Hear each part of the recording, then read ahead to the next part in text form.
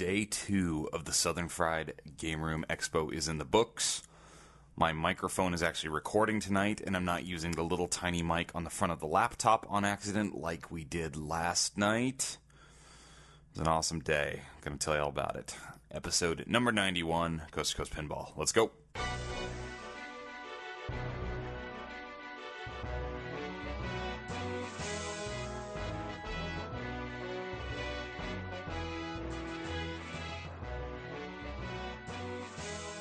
Welcome to Coast to Coast Pinball. My name is Nate Shivers. This is a podcast, a commentary, and I am a man out of quarters, out of entries, out of energy, out of time. And that was the story of my day. How's everyone doing? It's Saturday night, June 21st, coming to you not live from the Marriott Century Center here in Atlanta, Georgia. I have a very early flight to New York in my future, so we are here and we're going to do this anyway. Had a great time at the Southern Fried Game Room Expo. It was sort of a day of ups and downs. I slept in. I missed some stuff early in the day because I was exhausted. So I slept in. I'm on Pacific time, so that's to be expected. So I missed some of the earlier stuff. I got downstairs today and they had this thing going on called Battle Billy Mitchell. And Billy Mitchell from the famous documentary The King of Kong, which showed the battle of Billy Mitchell, the bad guy villain, versus Steve Wiebe, I believe his name was, the sort of the blonde-haired, blue-eyed good guy in their quest to set high scores on video games. And Billy Mitchell was here at the show. He was sort of a big part of the arcade side, and they did a deal where you could play Pac-Man against Billy Mitchell, and he made you look bad over and over and over again. And I saw that happening as I walked through one of the two main playrooms today. Great, man, what a great show. What a fantastic show. The people that put this on, it's not just Patrick and Preston from the Game Room Junkies. It's not just Joel and Dana Reeves. There's a bunch of them. They were wearing staff shirts. Everyone was super friendly. I know Shannon was a big part of this. Their staff was great. The people were great. This Marriott in particular was really good. Nice place for a show. So I saw the battle, Billy Mitchell thing going on, and I want no part of that. I don't want to play Pac-Man by myself, let alone against the guy who's like the best at it in the world.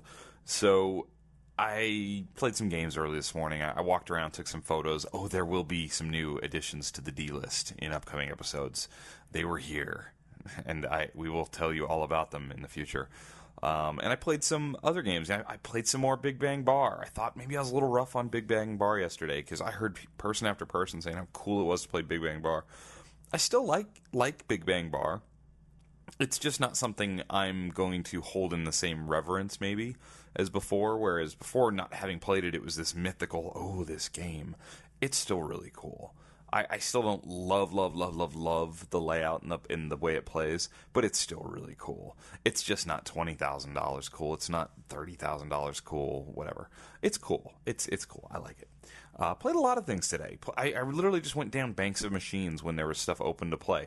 The nice thing about this show was there was lots of variety in games. I mean, there was things like, roller games. There was things like Surf and Safari. There was brand new Star Trek games. There was Attack from Mars, a Congo. There was a lot of games, a lot of good stuff. And I just played a variety of stuff. I played a Flash Gordon. I hadn't played a Flash Gordon in really good shape before. The one here looked beautiful, but the flippers were weak. And if you know Flash Gordon, that's a game that really you need to be able to get up the ramps. It's all about getting back up the ramps, and I couldn't get up the ramps. It was driving me crazy. So it was a beautiful game, though. I played a virtual game, like a built game with a DMD, but a video screen with hundreds of games loaded into it that you could swap through and play virtually. And it was built by a company, I believe, called Monster Games. If it's not Monster Games, it's something really close to that. Monster Arcades, I believe. And I talked to the guy there. And it was a $5,000 machine. It was called Attack of the Pin. Sort of had Attack from Mars stylings on it. And so I played Attack from Mars. I actually cycled through the games till I saw Attack from Mars. I wanted to play a game that I was sort of familiar with. So he showed me how to get it going, got it going. And the playfield looks really good. There's enough of a high quality 2D, almost 3D dimension to it that it looks really good. The flippers had a delay in them, though, and it was sort of driving me crazy at first because I was going to flip the ball, like mid-flipper to hit, like, say, up towards the bank shot, the center bank targets, and then up into the saucer. But with that delay in the flippers, I was hitting off the edge of the flipper and hitting, hard angles right or left, and it was disconcerting, and I said that to him because he was very curious of what I thought because he saw that I was wearing a pinball t-shirt. So he asked, "Are you a big pinball guy?" And I said, "Yeah, I got a podcast," and blah blah blah. And he goes, "Oh, let me know what you think of this." And I told him, I said, "There's a delay in the flippers." He goes, "Oh, you'll get used to it." And in my head I'm thinking, I don't want to get used to it, but I did get used to it, and I did start kind of timing the delay, and I saved a few cities on Attack from Mars. It was cool. It was really fun. It was a few $100s fun to me. It was not $5,000 fun to me. But I will say this: the feel and the the fancy word we always talk about on virtual games. Not mechanics, but you know what I'm saying. You're all out there screaming the word at me. The way the ball moved around the flippers and the targets and whatnot, the physics of it felt really good, really good. I don't know what system they're running on. I'm not really good on that world of digital type pinball, but it was pretty neat. I enjoyed it. It was cool. So if that's what you're into, I mean, having this thing in your house would be really awesome, especially if you could get rid of that delay. And he told me there were ways to get rid of the delay. I don't like the nudge system that they've built into a lot of these virtual type pins where you have a second set of flipper buttons, just past the flipper buttons to nudge the game. That's completely unnatural feeling to me and doesn't really work well. So he said that he's actually built one of these that had a nudge system where you can actually nudge the cabinet and get the game to nudge the ball. So that's kind of cool. What I really spent the majority of my afternoon doing, however, was playing in this Classics tournament.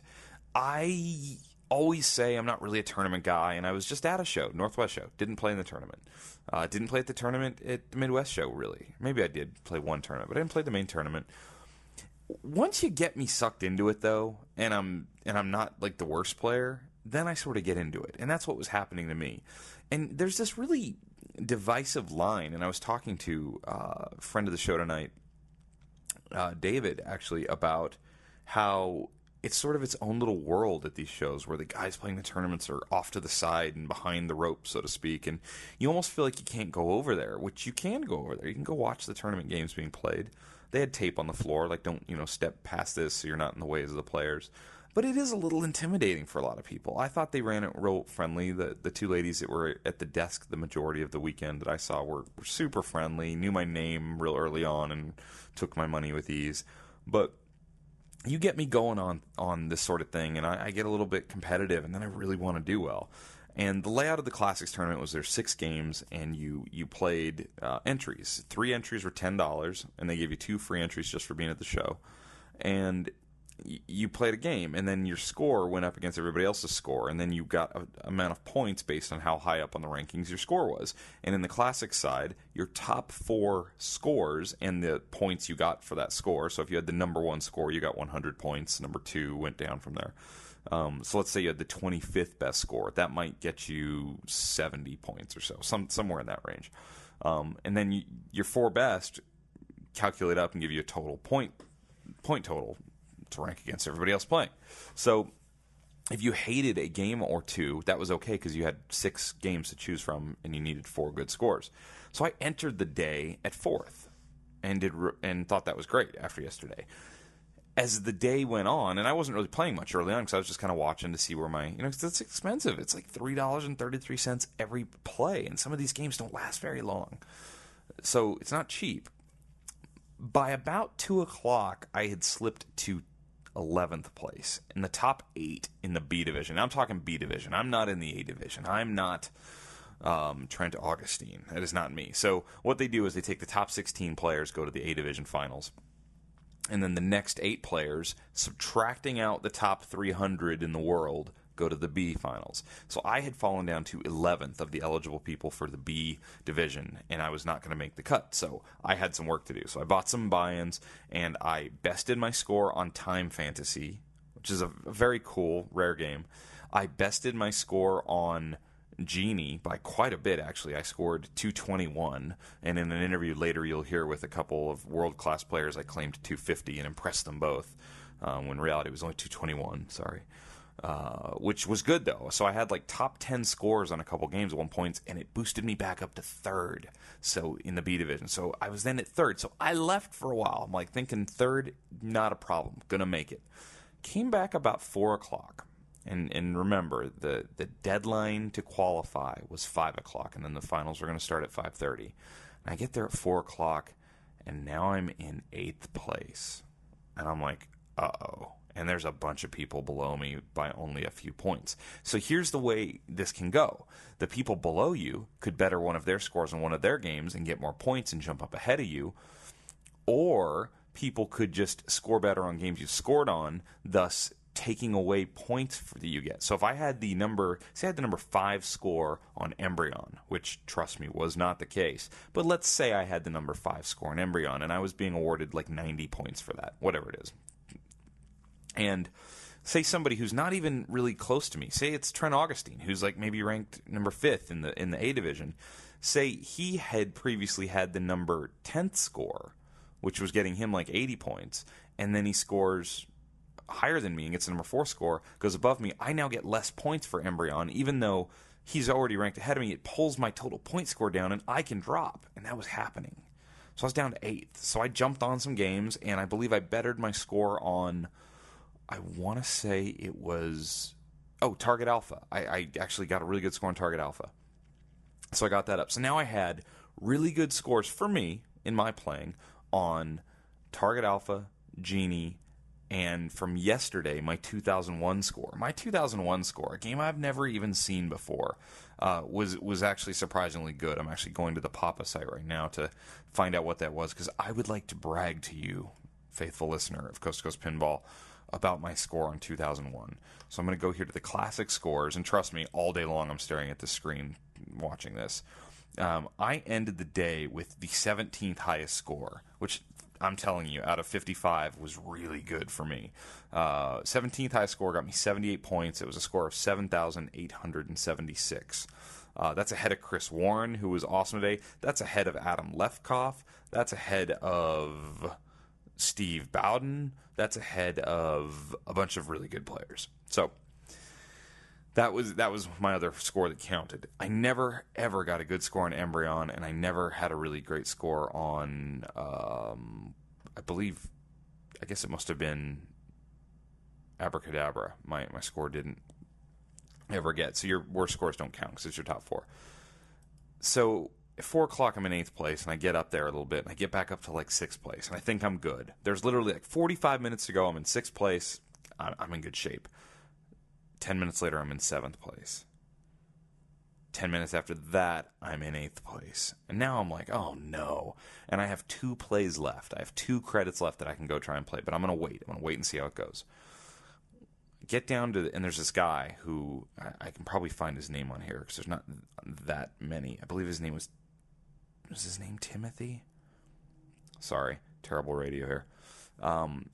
There was this guy who was below me by 1 or 2 the whole time, and I was so kind of trying to figure out who he was. I was like looking at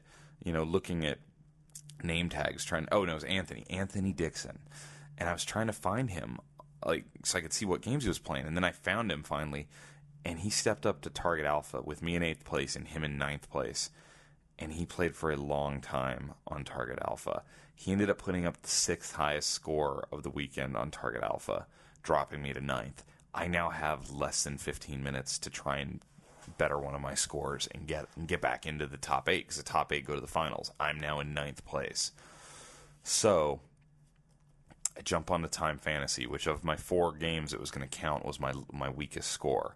And I actually really understood the rules on Time Fantasy very, very well. I knew what the rollovers did. I knew how to spell time. I knew how to get the countdown going. Because Time Fantasy has this mode where once you spell time and hit the shot, it actually puts up an amount of time on a timer counting down, and it's free play. You can just keep letting your ball drain. So what I saw like the really good players doing was launching a ball, letting it hit rollover targets, score points, hit a target, and then just let it drain, and then doing it again and trying to light up the numbers in the rollover targets. So that's what I was trying to do.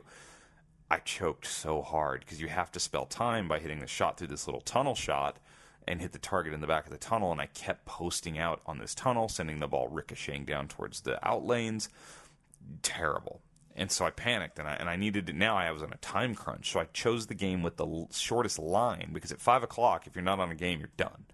So I chose Abracadabra because there was one person on it, nobody in line, and I knew it wasn't even one of my games, so I could try and move up. And really nice guy was playing Abracadabra, and he played all the way up until like the moment when they were about to cut it off, and he came off. And Adam Lefkoff was actually scoring at the time, and he said, "Don't worry, Nate, you're getting on the game." And I said, "Great." So I get on the game. It's time. They've called it 5 o'clock. If you're not on a game, you're done. I've got to hit 70,000 or so to get enough points to get back in 8th place. I did not hit 70,000 or so. I don't think I broke 30,000. Game's tough. Abracadabra is a tough game. A lot of drop targets. Really tight tilt on this game, and it's one of those games where the tilt ends the game on balls 1 through 5. So if you tilt on ball 1, you're done. And so I was being very weary of that. I did a lot of pressure. Everyone's kind of, it's over. It was like my last shot to get it. I didn't get it, and that really bummed me out. I mean, it's the B division, it's the classics, but man, I'm competitive, and that drove me crazy. So I thanked everybody, walked off, and I came up to my room at 5 o'clock, and I took a nap because I was a little bummed. I hate losing. I hate losing. So I slept on it. I was grumpy. I ate a power bar, drank an energy drink, washed my face, and I went back downstairs. And I played some more pinball, and that cheers me up pretty quick. I will admit, playing some more pinball cheers me up pretty quick. I played that Congo game again. I like Congo. Congo's fun. It's games feels new to me because, I'd never played it till a couple weeks ago. Got to play some Congo. I like that. I went and played Cactus Canyon again. The Cactus Canyon that the guy from the Virginia Beach area, I think his name's David, I should know this, brought. It's a fantastic example of that game. It's really nice. I like that. Play some AC/DC. I feel like AC/DC sort of is getting a little bit forgotten about with all this other stuff. So anyway, had a good time. Did that. Went and watched a little bit of the beginning of the finals, and then I headed over to what was the VIP party at the Southern Fried Gamer Expo tonight. They did a invite-only VIP party that was originally scheduled for the swimming pool area, but we moved it inside because there was a little bit of rain. So it was people that brought a lot of games, special guests, et cetera, et cetera. They had Jerry Buckner, who I guess did a song about Pac-Man Fever way back in the day. I'm not super familiar with it. Had a couple other musical guests playing in there. One was playing a Taylor guitar, so that is a good thing. We like to see that. They had food, so we mingled. And there was more Billy Mitchell. Billy Mitchell is a crazy person. I can tell you that. He played the villain on The King of Kong, or he was portrayed as a villain, or he just was the villain. I'm not sure which. But he's very interesting, to say the least. Preston from the Game Room Junkies had some great stories about Billy and Billy's clothing and his hair. His hair is just like the ninth wonder of the world, really. But he's wearing black tuxedo pants, a black suit jacket, a white shirt, a red suit vest, and then an American flag / Statue of Liberty tie, which I believe he was wearing all that kind of stuff in the movie King of Kong. So he's wearing all that full regalia, the whole deal. I missed John Trudeau and Barry Orsler tonight. They were at the thing for a minute. I was going to go talk to him and get him on the show, and then they were gone. So your host failed at that. Sorry about that. My bad. Got to talk to Preston for quite a bit. They seem really happy with the way the show went. I have a little brief interview I'll play with him shortly, and I think that this is kind of, I won't say officially, but sort of officially, the first of many Southern Fried Game Room Expos to come. And I don't know why I wouldn't be. They put on a great show. So do you want some news? Do you want a tease? Do you want to know some insider information? Because I have some. Are you interested? I'll tell you. Just when you might be thinking they're remaking Medieval Madness, Planetary's probably going to remake another game. I'm guessing Attack from Mars. Could be Cactus Canyon. Could be Big Bang Bar. I don't know. We know Stern's rerunning Iron Man. They've said they're going to rerun other games. Just when you think all the reruns that could have been done, maybe there's another one coming. And maybe we'll know tomorrow, or for you listening to this show today. So if you're listening to this episode 91 of Coast2Coast Pinball, it's at least Sunday, June 22nd, and I think by now there will be an announcement of a proposed remake of another game. Out of left field, I must admit, I did not see this one coming. It was not on my, I bet they'll remake this list, and that's, I guess, all I'm supposed to say for now. So we'll talk about that more in episode 92. But it's I don't know. I can't say much other than I don't think you saw this coming, and I don't even know if you're going to care necessarily. I'm not sure who cares. A lot of people will care, and a lot of people won't, or a lot of people are just going to go, "Oh, that's cool." And I think I'm kind of in the, "Oh, that's cool." I'm more of in the reason they're doing it. I think is really cool. So more games, good stuff, right? So after the VIP party wound down, we were all moved over to the other, the Peachtree room, as it was, where they sort of had the guest panels. And they had a great setup, sort of like an auditorium-type setup with stage down at the bottom. And we had podcasting after dark, radio-free Southern Fried Gaming Expo. And we had the hosts of the Game Room Junkies, Patrick and Preston. We had the hosts of the Broken Token podcast, Brent and Whitney. And then we had Jonathan from Arcade Repair Tips, who, as I said that, strangely, very weird, my phone just lit up and it said Arcade Repair Tips has retweeted a tweet you were mentioned in. There's a picture going around Twitter of all of us on the panel talking. And we held this really cool panel that lasted a little bit over an hour that was an attempt to recap what we had seen at the show through the voices of all these podcasts that were here at the show. Got to hear the kind of the trumpeting of the show from almost everybody. Everyone was really impressed with this show. So if you're looking for the brief liner notes on the Southern Fried Gamer Expo, super well-run show. Everybody thinks it felt like a 4 or 5 year in show. This did not feel like the first year. There weren't people running around like crazy. The buildings weren't burning down. The power wasn't flipping off every few minutes. It was great. They should be applauded for it. We had a live audience, so sort of like a big mass podcast with a live audience, which was a cool feel. It wasn't a giant audience, but it was enough people that it felt like we were putting on a little bit of a show, and small enough that they could interact with us. So there was a mic out in the crowd for people to come up and ask questions. Some listeners of the show were there. Some people actually knew who the hell I was, which is nice. I appreciate that.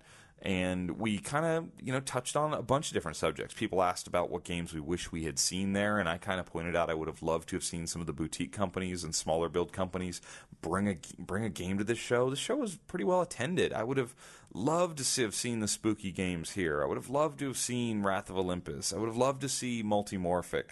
That would have been very cool because this is an area of the country that draws from lots of different regions. You had people driving in from the Carolinas, the Virginias, Tennessee area, Florida, all over the place. So maybe people who don't get up into the Midwestern shows.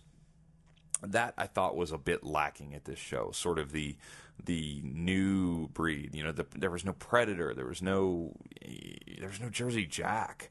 That was brought up. I think one of the Broken Token guys brought up the fact that where's Jersey Jack? We needed a Wizard of Oz here. I think that would have been great. Stern and Marco did their thing. They had a bunch of Stern games here, so Stern was very well represented. Would have really been great to have had a Jersey Jack presence here. I think some of that probably has to do with people going, first year show probably won't be that good. Well, kind of the joke's on them. Show was great, and show was well attended. You had some big names in the tournament. I think this is the start of something really good down here. We were interrupted during the panel, and I think the audio of this panel will be available soon. I think the audio from all the panels is going to come out eventually through the Game Room Junkies. So, check out their podcast and look to them for the audio from this weekend. But it was pretty funny because Billy Mitchell came up in the panel, and we did a segment with Preston introduced it as like the voicemails off of Billy Mitchell's cell phone, because Billy Mitchell has an 800 number where you can call and tell him what you think of him, I guess. So he's got all the messages saved, and some of the messages are like, "Yeah, I loved the show. I love the documentary. You're the real champ. I love you, blah, blah, blah. Then there's the downright creepy ones where there's people sending him flowers. Then there's the guys threatening him and calling him names. It's pretty crazy. So Billy Mitchell sat next to me, and it's pretty funny. I took a couple selfies of me and Billy Mitchell. I think he gets it. I actually compared him to a pro wrestling manager from the 70s or 80s, and then I thought, you know what, this guy's kind of like Ric Flair. He's the bad guy, back in the day. So I had a lot of fun with it. The panel was actually a ton of fun. I put up with the arcade talk because I had to. But I did point out something that was a sort of a serious question, because I make a lot of jokes about arcade games, and I don't have anything against arcade games. I'm just not super interested myself. I posed the question kind of towards the rest of the panel, because I think everyone else in the rest of the panel is sort of pinball and arcade, whereas I'm just the lowly pinball-only guy. What is it like in regards to being into the arcade hobby? So if you're into the pinball hobby, you're sort of into classic games, 80s games, 90s games, and still the new games. You're into all of it. You're excited about what's coming out, what Stern's going to release, what boutique games are coming out. What's it like on the video game world? Are there any games to get excited about? I mean, is it like Big Buck Hunter 47? Is that what it is? And that's kind of what I heard back, was it lately, the last few years, it's only been either shooters or racers that have been coming out, because that's what earns on location. And I guess there's this new Batman game that Preston was sort of talking about, where you get to race around as different versions of the Batmobile or the Batcycle, and all the guys in the panel seemed really excited. I'm kind of even interested to see that, as I give you a big, late 1:30 in the morning yawn from Atlanta. Sorry. So I thought that's just sort of an interesting dynamic that separates the arcade and the pinball guys, because the arcade guys, I guess, it's sort of like always the hunt for the rare, cool game from back in the day. Whereas with pinball, it's like, yeah, I'm into the rare, cool game from back in the day. Like, I like that, but I'm just as much into what's coming out next month, which I wonder if we're going to see sort of because I think a few years ago, arcade and retro arcade and gaming had really surpassed pinball as kind of a hobby, or at least a growth hobby, or kind of a hip thing to be in. I wonder if we're going to see that switch around, where pinball can keep growing. Because, I meet people all the time who say they're only buying, brand new games, or, really late model games. They want the new stuff. And then I meet people who have just absolutely no interest in anything that says Stern or Jersey Jack on it. They want to buy Bally Williams, only Bally Williams. And then I think you and I all have that friend who's into EMs and classics and early solid state games. And that's his thing. Maybe he's a little older. Maybe he grew up on that. Maybe he loves to wait for the ball to trickle down through a bunch of rollovers and then bounce off a sideways slingshot back up into the rollovers and wait 20 seconds to ever hit the flipper. Maybe he's that guy, right? I kid, because I played a lot of classics the last couple of days. But pinball has this just breadth of products that are still being churned out, whereas video game and arcade game, console type stuff, not consoles, video game upright cabinets don't have that really. And they're huge. And a lot of these newer games, these like House of the Dead shooter games, zombie games, have these big screens that are big. You think pinball's big. Look at some of these giant things. So, I don't know. Is that going to hurt that hobby eventually? Or are the prices eventually going to shoot up? Because you can buy arcade games much cheaper than you can buy pinball games on the average. So, I thought that was interesting. But in any case, I had a ton of fun. The panel was a lot of fun. Really enjoyed it. And I'm gonna kind of call that a show. That's going to be episode 91. But what I'm going to do is I'm going to play you some interviews. And the first interview is going to be with me and Preston from the Game Room Junkies, doing sort of a wrap up as the show ended at midnight. And then we're going to segue into a brief interview with myself, Adam Lefkoff, who, as you will hear, won the Classics A Division title here at the SFGE. And also Steve Bowden from funwithbonus.com, who finished tied for 5th. So I interviewed those guys standing by the elevator, as we do. And then a little wrap-up for you. So really appreciate you listening. Had a great time in Atlanta. I'm headed to New York. I have work on Sunday. Who does that? I do that. I work Sunday, Monday, Tuesday, Wednesday. Maybe sneak some pinball in there some point this week. And then later in the week, headed home. So thanks for listening. This is day 1 of year 2, so to speak, and I appreciate it. I special thanks to all the people who Man, I walked through the game room here today and saw 5 Coast-to-Coast Pinball t-shirts around the game room, which is pretty awesome. So thank you to Kevin and Joel and Brian and David and Chris, all you guys that I met and got to chat with and hang out with at the show. I really appreciate the support. It means the world to me. Thank you guys, and enjoy these little sound bits from the Southern Fried Game Room Expo. All right, we're here at the Southern Fried Game Room Expo. It's the end of day 2, and I'm with Preston from the Game Room Junkies, really one of the masterminds of this whole event. How'd it go? Beyond expectations, Nate. We had an idea of what we thought we would expect for attendance, for games coming in, for reaction, and we doubled or tripled what we thought we'd get. It's wow. Been amazing. Are you worn out? You know, yesterday was really, really stressful. We had some flight cancellations for our guests. It was the first day of an unknown event. But now, the second day, at the end of the day, things were running smoothly, things were clicking, and I actually got to sit down and play a few games every now and then. I thought it was great. How many games did you end up with here at the show, do you know? Okay, so we were pretty confident that we could get a minimum of 100 games. And actually, halfway through our promotion, we were a little worried because we weren't seeing the response that we thought we'd get. But as the weeks led up to it, we actually ended up having to turn people away because we were worried about our power and worried about our space. We ended up with close to 200 games total. That's what I said on last night's show. I said it looked to me at a glance 150 to 200 easy. So this is year 1. Looks to be a success. We just did the panel inside there with all the different podcasts, and the crowd agrees this is a success. Will there be a year 2? I can assuredly tell you that we're going to do this again. We're going to try to stay in the same venue at least another year.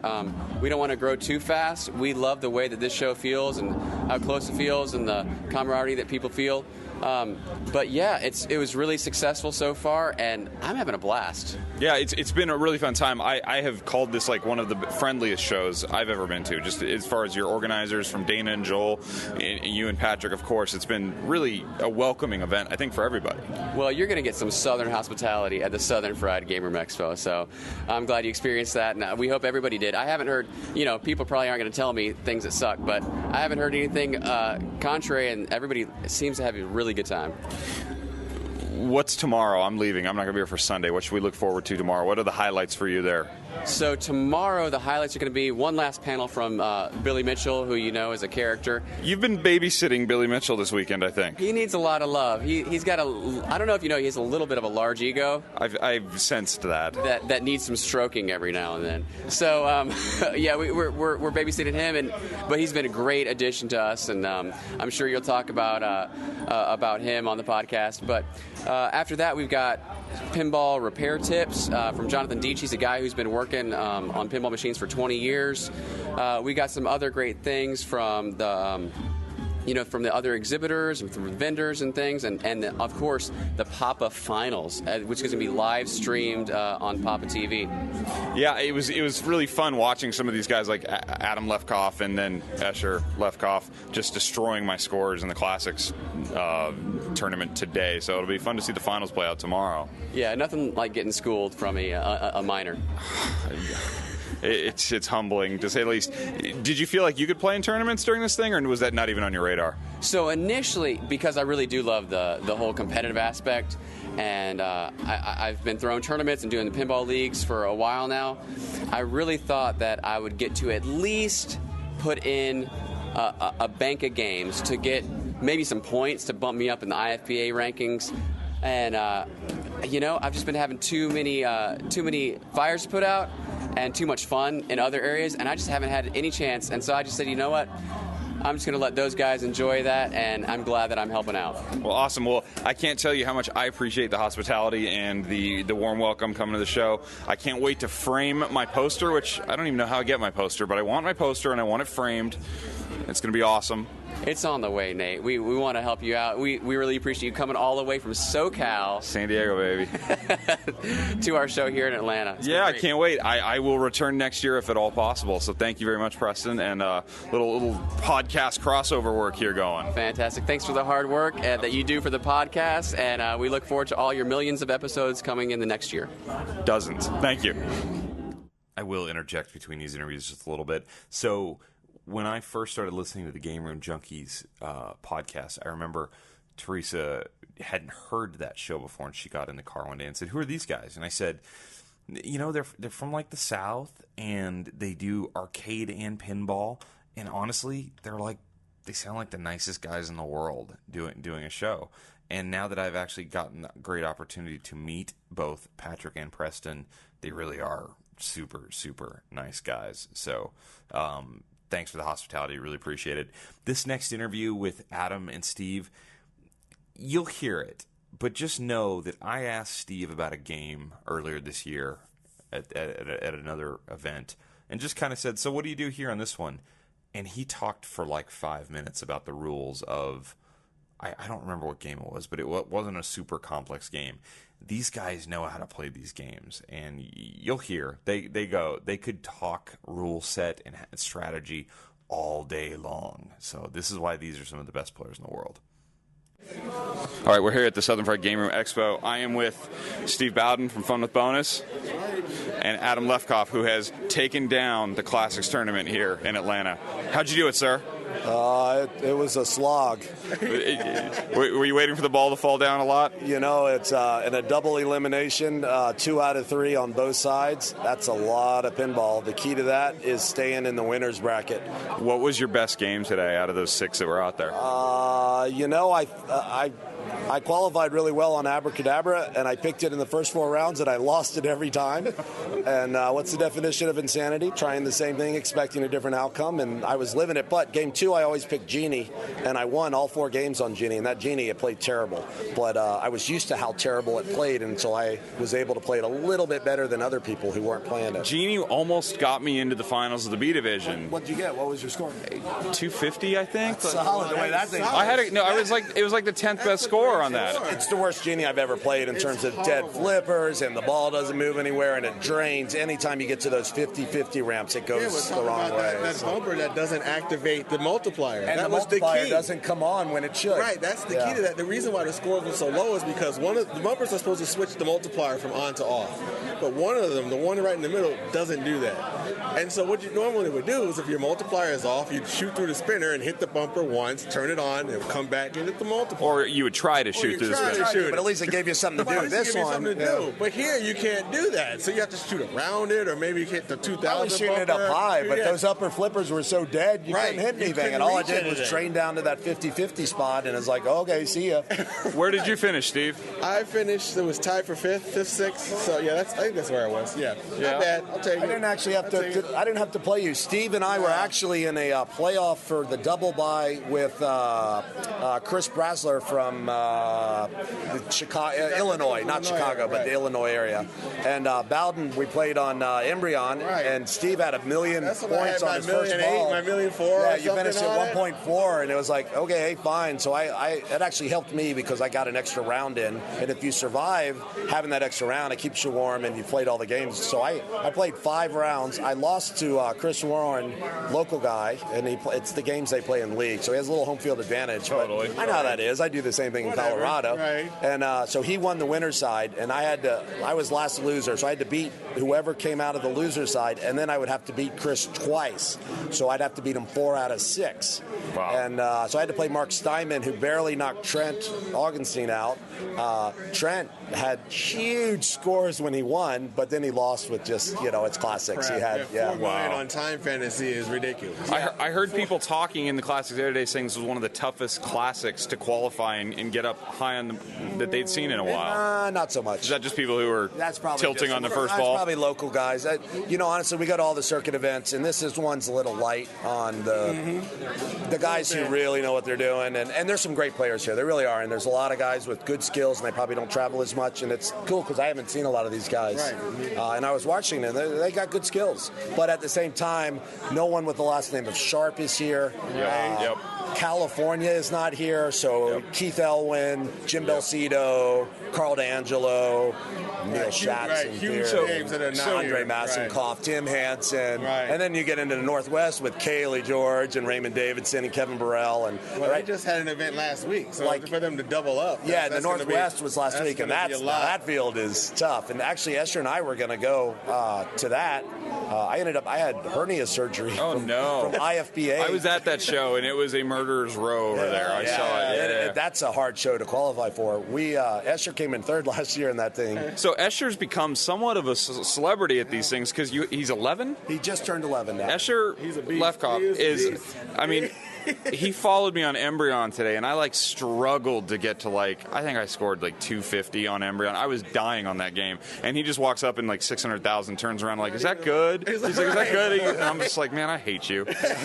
Yeah, no, he doesn't. And this is actually the first time he ever played classics because he doesn't know the games as well, and he never played Time Fantasy before. And I explained it to him, and he went up and he put up 1,000,004 on his first try. And it's why don't you explain good job, son. Yeah. I was watching him play Star Trek behind me, and there was a few people behind him, and he thought we were in line to play, and he turned around and goes, "I have 5 balls.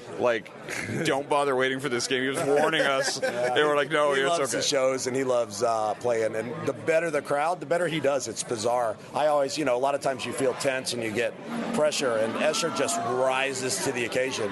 I felt phenomenal. that pressure where I got bumped out to 9th, and I got on an abracadabra, and they yell 5 o'clock last game, so and I'm like, all right, just got to put up 75K, and I got this. And 22. Awful. Yeah, never do that, especially a classics game. Terrible. Yeah, there are some guys who are famous for putting in that last game. Brian Shepard always seems to finish really strong. Jason Wardrick, another guy who's not here. He travels. His wife works for the airline, so he gets to travel for free on standby. So I don't even know why Jason's not here. I figured he would be.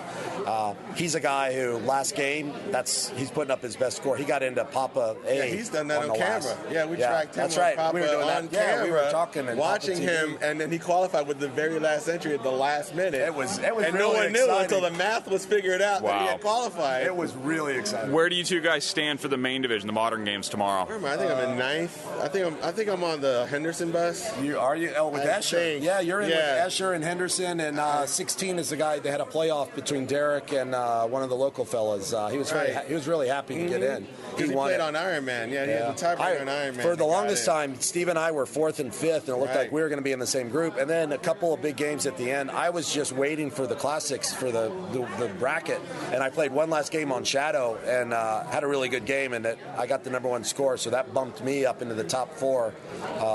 There are no buys, but it's good if you're in the top 4. You get to drive the bus, as we say. You get game choice. And when there are 9 games and things like 8-Ball Deluxe, that is just the worst, evilest 8-Ball Deluxe I ever played.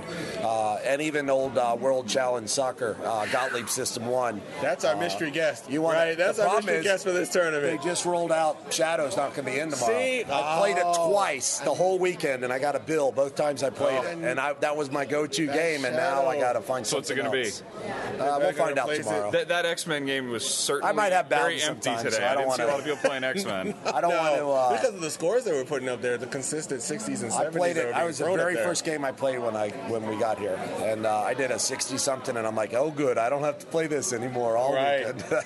Well, thank you guys for coming on the show. I appreciate it. We don't get the players on my show as much. We need to do more of that. You call us up anytime. I'd love to have Escher on.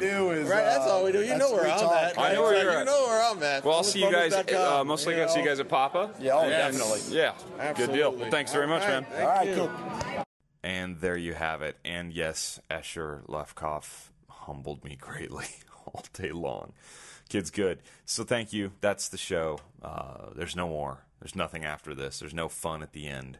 There's not a bunch of dudes from a podcast joking about going to strip clubs or anything stupid like that at the end of the show, I promise. Nothing like that. Good night. I'll see you in the morning. morning. All right, it's almost midnight, and we're here at the what's left over of the Southern Fried Gamer Expo Saturday night, Coast to Coast Pinball. I'm surrounded by unruly gentlemen. We have Preston, Brent. I don't know you personally, Eric with an H. Yes. Okay, Jonathan from the Arcade Repair Tips, and I know you, Whitney, Gotcha. from Broken Token. So this is it. What strip club are we going to? All right. If your name is not Teresa, you don't need to listen to this next few seconds. Teresa, darling, lover, woman of my dreams. I'm not going to a strip club. I wouldn't do that. That's boring. That's not fun. Come on. For real. You know me, right? I love you. Where were we? Okay, so we've all heard. Eric with an H is very excited now. All right, so we've all heard the. It'll get you. We've all heard the Motley Crue song, "Girls, Girls, Girls." Yes. And they speak of tattletales in Atlanta. Oh. We are indeed in Atlanta. So. All right, local boys, tattletales. Do tell. Go. I don't know about Tattletales, but you are in Strip Club Row. You got the Cheetah, you got Pink Pony, you got Follies, all down Buford Highway. And Preston, of all those aforementioned strip clubs, your favorite is. Well, which one can you get us into quickest? Which one do they know you by name? No comment. I'll leave it at that. I'll take whatever his suggestion is for whatever it is, because I have no idea. I'm just banking on the fact that Teresa has burnt out on this show and no longer listens, so she won't hear this. I'm wondering if Preston's wife listens to podcasts. That will be a negative. And the sad thing is that we will be going to none of them. It's actually true. The old saying is there's no love in the champagne room, but I've got a roll of 51s and we can try to find out.